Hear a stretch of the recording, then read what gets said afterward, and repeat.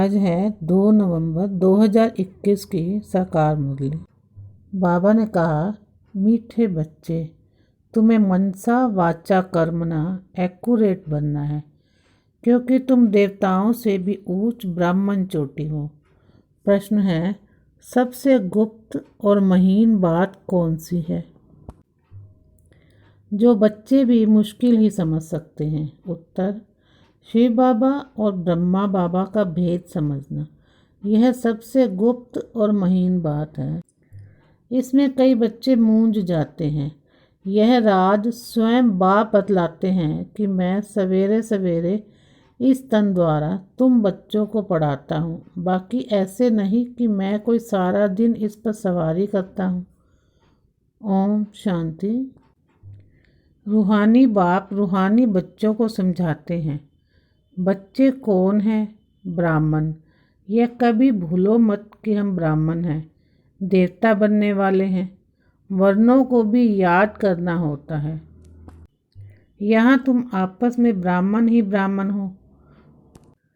ब्राह्मणों को बेहद का बाप पढ़ाते हैं, यह ब्रह्मा नहीं पढ़ाते हैं। बच्चे और बाप बैठे हैं। बच्चों का फर्ज है बेहद के बाप को याद करना। ब्राह्मण कब अपनी जाति भूलते हैं क्या? तुम शूद्रों के संग में आने से ब्राह्मण पना भूल जाते हो। ब्राह्मण तो देवताओं से भी ऊंच है, क्योंकि तुम ब्राह्मण नॉलेजफुल हो। भगवान को जानी जाननहार कहते हैं ना। इसका अर्थ यह नहीं कि सबके दिल में क्या है वह बैठ देखता है, नहीं। उनको सृष्टि के आदि मध्य अंत की नॉलेज है, वह बीज रूप है। तो ऐसे बाप को बहुत बहुत याद करना है। इनकी आत्मा भी उस बाप को याद करती है। वह बाप कहते हैं, यह ब्रह्मा भी मुझे याद करेंगे तब यह पद पाएंगे।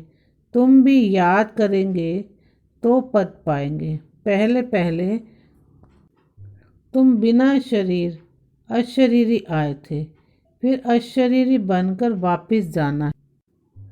और सब देह के संबंधी तुमको दुख देने वाले हैं, उनको क्यों याद करते हो, जबकि मैं तुमको मिला हूँ। मैं तुमको नई दुनिया में ले जाने आया हूँ। वहाँ कोई दुख नहीं।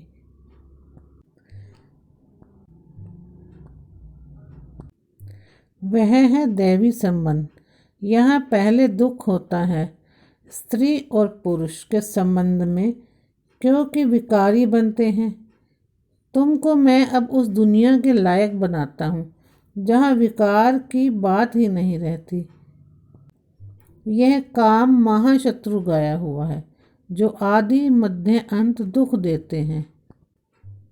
क्रोध के लिए ऐसे नहीं कहेंगे कि यह आदि मध्य अंत दुख देते हैं। बाप समझाते हैं बच्चों को मनसा वाचा कर्मणा एक्यूरेट बनना है, मेहनत है। तुम समझा सकते हो कि आज से 5000 वर्ष पहले एक राज्य एक धर्म था, जिसको स्वर्ग कहा जाता है। राम राज्य रावण राज्य को भी कोई नहीं जानते, तुम भी नहीं जानते थे। अब तुम स्वच्छ बुद्धि बने हो, नंबरवार पुरुषार्थ अनुसार। तुम ब्राह्मण पूजा के लायक नहीं हो, गायन लायक हो। पूजन लायक देवताएं हैं। तुम श्रीमत पर विश्व को स्वर्ग बनाते हो, इसलिए तुम्हारा गायन है, पूजा नहीं हो सकती। गायन जरूर तुम ब्राह्मणों का है, ना कि देवताओं का। सिर्फ तुम ब्राह्मण ही हो जिसको बाप बैठ पढ़ाते हैं। ब्राह्मणों का झाड़ वृद्धि को पाता रहेगा। ब्राह्मण जो पक्के बन जाएंगे वही जाकर देवता बनेंगे। यह नया झाड़ है। माया के तूफान भी लगते हैं, सतयुग में कोई तूफान नहीं लगेगा। यहाँ माया बाबा की याद में रहने ही नहीं देती है। सारा मदार है याद पर। अब योग 2 प्रकार का है, एक है हठ योगी, दूसरे है राजयोगी। तुम हो राजयोगी। राजयोग का अब तुमको पता पड़ा है। सन्यासी क्या जाने राजयोग से। बाप ने आकर बताया है, राजयोग मैं ही आकर सिखाता हूँ, कृष्ण तो सिखला ना सके। फिर बाबा ने कहा, शिव जयंती होती है, तुम्हारे वैकुंठ की भी जयंती जिसमें कृष्ण का राज्य है। अब बाप कहते हैं, मुझे याद करो। याद न करने से माया कुछ न कुछ विकर्म करा देती है। याद नहीं किया तो लगी चमाट। याद में रहने से चमाट नहीं खाएंगे। यह बॉक्सिंग होती है। तुम जानते हो, हमारा दुश्मन कोई मनुष्य नहीं है, रावण दुश्मन है। शादी करने के बाद कुमार कुमारी भी पतित बनने से एक दो के दुश्मन बन जाते हैं। बच्चे बाप के पास आते हैं तो शिव बाबा भी रिफ्रेश करते हैं, तो यह भी रिफ्रेश करते हैं। यह भी तो सीखते हैं ना। शिव बाबा कहते हैं, मैं आता हूँ सवेरे को। अच्छा, फिर कोई मिलने आते हैं तो क्या यह ब्रह्मा नहीं समझाएंगे? ऐसे कहेंगे क्या कि बाबा आप आकर समझाओ, मैं नहीं समझाऊंगा? यह बड़ी गुप्त गुह्य बातें हैं ना। मैं तो सबसे अच्छा समझा सकता हूँ। तुम ऐसे क्यों समझते हो कि शिव बाबा ही समझाते हैं? यह नहीं समझाते होंगे। यह भी जानते हो, कल पहले इसने समझाया है, तब तो यह पद पाया है। मम्मा भी समझाती थी ना, वह भी ऊंच पद पाती है। सरेंडर होते भी गरीब हैं। साहूकार तो सरेंडर हो न सके।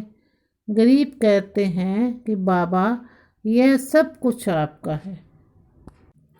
शिव बाबा तो दाता है, वह कभी लेता नहीं। बच्चों को कहते हैं, यह सब कुछ तुम्हारा है। अपने लिए महल यहाँ या वहाँ नहीं बनाता हूँ, तुमको ही स्वर्ग का मालिक बनाता हूँ। अब इन ज्ञान रत्नों से झोली भरनी है। तुम बच्चों को गृहस्थ व्यवहार में भी रहना है, धंधा भी करना है। बाप हरेक की नब्ज देख राय देते हैं, क्योंकि बाप समझते हैं कि मैं कहूँ और कर ना सके, ऐसी राय ही क्यों दूँ। नब्ज देख के ही राय देते हैं। बाप स्वर्ग में तो ले जाते हैं, तुम जानते हो। हम स्वर्गवासी तो बनने वाले हैं, अब हम नरकवासी हैं। अब तुम ना नरक में हो ना स्वर्ग में हो। जो जो ब्राह्मण बनते हैं उनका लंगर इस छीछी दुनिया से उठ चुका। कोई ब्राह्मण तीखा जा रहा है, कोई याद की यात्रा में कम।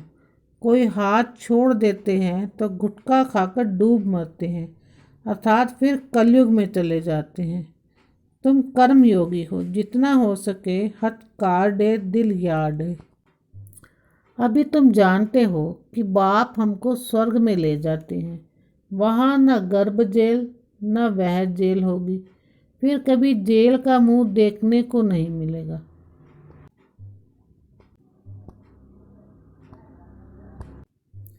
यहाँ मौत भी जल्दी तो दुख भी बहुत होंगे। सब खलास हो जाएंगे, सारी धरती नई हो जाएगी। आगे चल देखना क्या होता है, बहुत भयंकर सीन है।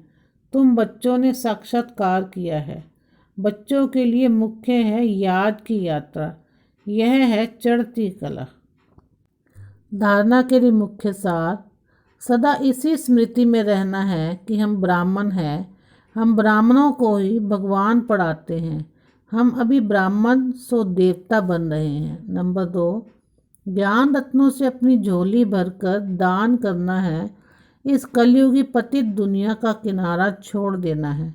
माया के तूफानों से डरना नहीं है। वरदान, पावरफुल स्थिति द्वारा रचना की सर्व आकर्षणों से दूर रहने वाले मास्टर रचयिता भव। पावरफुल स्थिति द्वारा रचना की सर्व आकर्षणों से दूर रहने वाले मास्टर रचयिता भव। जब मास्टर रचयिता मास्टर नॉलेजफुल की पावरफुल स्थिति व नशे में स्थित रहेंगे तब रचना की सर्व आकर्षणों से परे रह सकेंगे, क्योंकि अभी रचना और भी भिन्न भिन्न रंग ढंग रूप रचेगी। इसलिए अपनी बचपन की भूलें, अलबेलेपन की भूलें, आलस्य की भूलें, बेपरवाही की भूलें जो रही हुई है, उन्हें भूलकर अपने पावरफुल शक्ति स्वरूप, शास्त्रधारी स्वरूप, सदा जागती ज्योति स्वरूप को प्रत्यक्ष करो। तब कहेंगे मास्टर रचयिता। स्लोगन: मन की स्थिति में ऐसा हार्ड बनो जो कोई भी परिस्थिति उसे पिघला ना सके। मन की स्थिति में ऐसा हार्ड बनो जो कोई भी परिस्थिति उसे पिघला ना सके। ओम शांति।